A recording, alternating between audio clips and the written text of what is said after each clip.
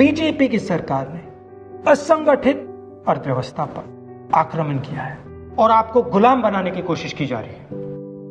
2008 में जबरदस्त आर्थिक तूफान आया, पूरी दुनिया में आया, अमेरिका में, जापान में, यूरोप में, चाइना में, सब जगह आया। अमेरिका के बैंक गिर गए, कंपनियां बंद हो गई, एक के बाद एक कंपनी की लाइन लग गई, बंद हो गई। यूरोप के बैंक गिरे, मगर हिंदुस्तान को कुछ नहीं हुआ। यूपीए की सरकार थी, प्रधानमंत्री जी के पास गया और मैंने उनसे पूछा, मनमोहन सिंह जी बताइए, पूरी दुनिया में आर्थिक नुकसान हुआ है, हिंदुस्तान को कोई असर नहीं हुआ, कारण क्या है? मनमोहन सिंह जी ने कहा, राहुल, अगर हिंदुस्तान की अर्थव्यवस्था को समझना चाहते हो तो यह समझना होगा कि हिंदुस्तान में दो अर्थव्यवस्थाएं हैं।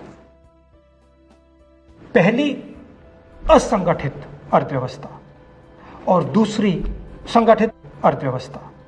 संगठित अर्थव्यवस्था में बड़ी कंपनियां, नाम आप जानते हो। असंगठित अर्थव्यवस्था में किसान, मजदूर, छोटे दुकानदार, मिडिल साइज कंपनीज। जिस दिन तक हिंदुस्तान का असंगठित सिस्टम मजबूत है, उस दिन तक हिंदुस्तान को कोई भी आर्थिक तूफान छू नहीं सकता। अब आज के दिन आते हैं।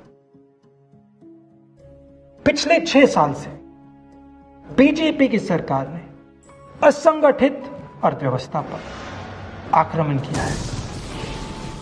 3 बड़े उदाहरण तो मैं आपको अभी दे देता हूं। नोटबंदी, गलत जीएसटी और लॉकडाउन। आप यह मत सोचिए कि लॉकडाउन के पीछे सोच नहीं थी। यह मत सोचिए कि गलती से आखिरी मिनट पे लॉकडाउन कर दिया गया है।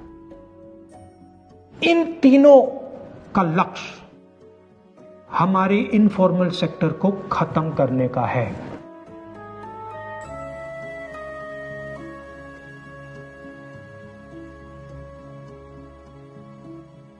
प्रधानमंत्री जी को अगर सरकार चलानी है, मीडिया की जरूरत है, मार्केटिंग की जरूरत है।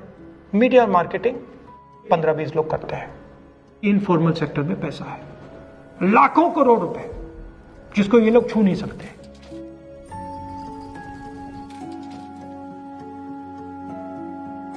इसको ये लोग तोड़ना चाहते हैं, पैसा लेना चाहते हैं। इसका नतीजा आएगा।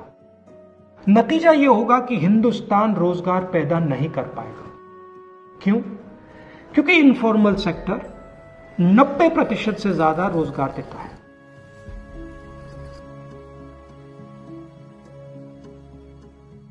जिस दिन इनफॉर्मल सेक्टर खत्म हो गया, नष्ट हो गया, उस दिन हिंदुस्तान रोजगार पैदा नहीं कर पाएगा।